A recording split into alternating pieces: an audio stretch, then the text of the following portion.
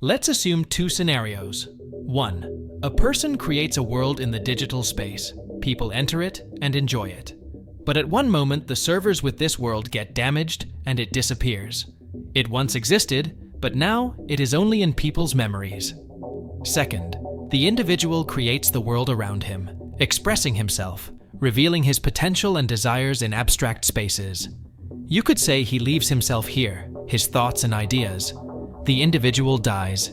The world exists on the server, but the only one who knew about it was the deceased. The space seems to exist, but it is not in people's thoughts.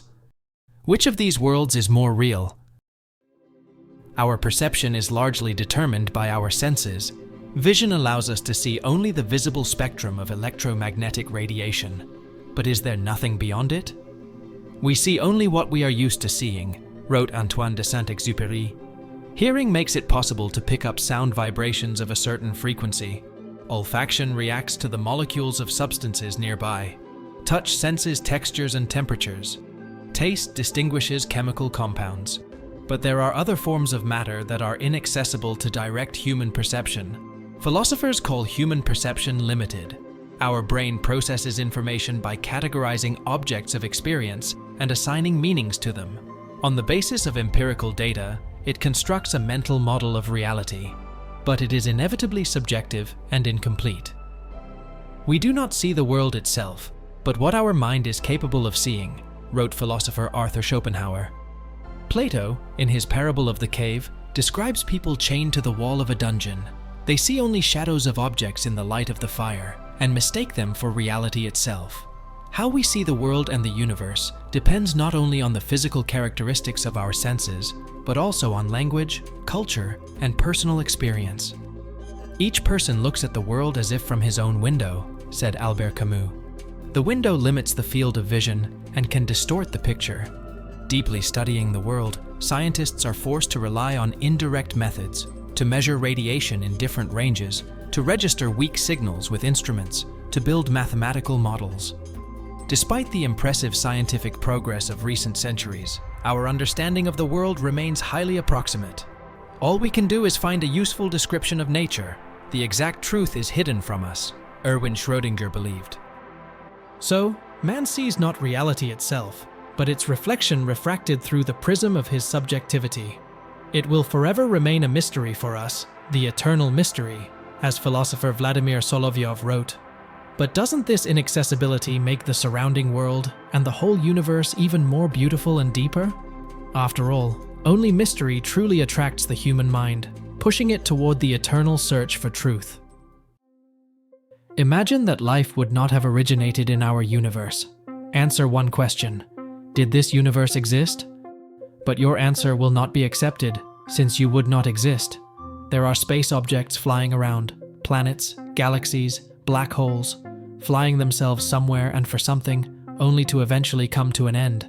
And who would know about them? No one. So maybe the purpose of the universe is to create an observer?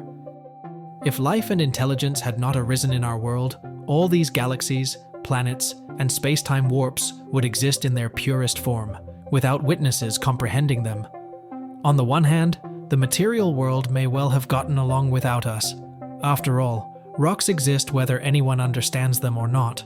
From this perspective, the universe is real in and of itself, regardless of the presence or absence of intelligent life. However, a curious paradox arises here. If there were no thinking beings, there would be no question of the meaning of all things. The concept of existence as such would not exist. And can anything exist if the very notion of existence is meaningless? Perhaps it is the ability to ask the damned questions that makes us humans a truly unique part of the universe. We don't just passively observe it.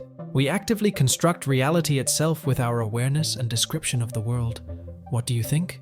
What is the universe ultimately for its own sake, or is its true purpose to produce a mind capable of comprehending the universe? I think, therefore, I exist. Descartes. If you call artificial intelligence a brain in a jar, that is, it doesn't have something with which it can sense the external world, but it only has an idea of what and how things happen, what exists, and what laws apply in this world. Will our universe, our world, our environment exist for him? Having no sensory organs, the brain in a jar cannot directly perceive the surrounding reality. It is limited by its algorithms and the knowledge about the world that was originally laid down by its creators. However, this does not mean that for such an AI, external reality ceases to exist as such. After all, it is still a part of this world, albeit enclosed in a jar, and its model of reality itself is based on some approximation to the true external universe with its physical laws. On the other hand, we ourselves cannot be absolutely sure that our perception of the world correctly and exhaustively describes objective reality as it is. What if we too are in some giant simulation? The world is Maya, illusion and deception of the senses, taught the ancient Indian sage Shankara. Or maybe the true reality cannot in principle be comprehended rationally, but is revealed only in the act of direct spiritual experience? Can a brain in a jar have its own ideas about the universe, independent of the axioms on which it is initially based? And how real is our reality anyway? Free is not the one who has no fetters, but the one who knows how to carry them freely. Seneca. The question of the priority of spiritual or material values is one of the eternal questions of human existence. Ivan Bunin's work, Mr. from San Francisco, just explores this problematic. Let's remember the plot. The main character is an American multimillionaire who, in the pursuit of success, forgot about the soul and higher matter. He makes a luxurious trip on a ship, surrounding himself with every comfort and not denying his whims. But sudden death overtakes him in the midst of fun. The author clearly ironizes the emptiness and futility of a life devoted entirely to the acquisition of wealth and pleasure. In the pursuit of fleeting benefits, the gentleman from San Francisco misses the most important thing, the knowledge of his soul and the higher meaning of existence. In contrast to this image, Bunin brings out the image of a hermit monk living in the mountains of Mount Athos. He has no material values, but has spiritual wealth, harmony with the world and nature. In the author's opinion, the true values of man are not in what he owns, but in his inner world, in the pursuit of truth and goodness. Chasing after the phantom, we risk losing the most important thing, our humanity. What is primary, material, or spiritual? And where is the line where the pursuit of external success begins to destroy our soul? Beware of spiritual emptiness more than material emptiness. Saint Exupéry. On the one hand, an overemphasis on the material aspects of being, the cult of money and power, can lead to spiritual impoverishment, a crisis of humanity.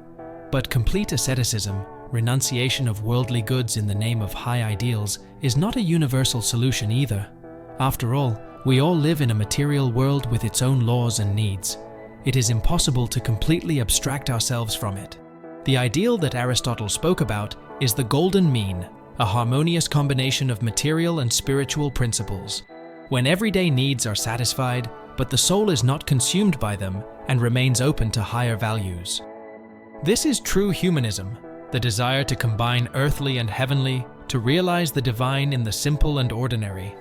Not to reject worldly pleasures, but also not to forget about the eternal in the pursuit of the transient.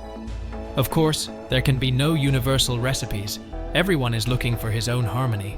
But striving for the golden mean between the material and the spiritual is a good start to this search, don't you think? In the 20th century, science came to the conclusion that the microcosm in quantum mechanics behaves very strangely. Particles can be in two states at the same time, or instantly teleport to huge distances. Their properties are only revealed at the moment of measurement. Nobel laureate Eugene Wigner formulated from this the concept that at the subatomic level, a conscious observer plays an active role, and his presence influences the behavior of particles.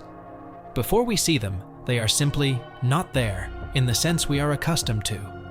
A number of theorists went further and developed the anthropic principle, that the universe adjusts its fundamental constants precisely so that an observer, a human being capable of exploring this universe, could appear in it. Of course, such extremes look rather presumptuous, as if without humans, the laws of nature could not take place at all. However, one cannot ignore the paradoxical fact of the observer's influence on quantum processes. Could it be that reality is more intimately connected to our perception than was imagined by 19th century classical science? Perhaps the depths of the microcosm hold curious surprises for our understanding of the relationship between the observer and the world. The world is one in its foundation. Spinoza.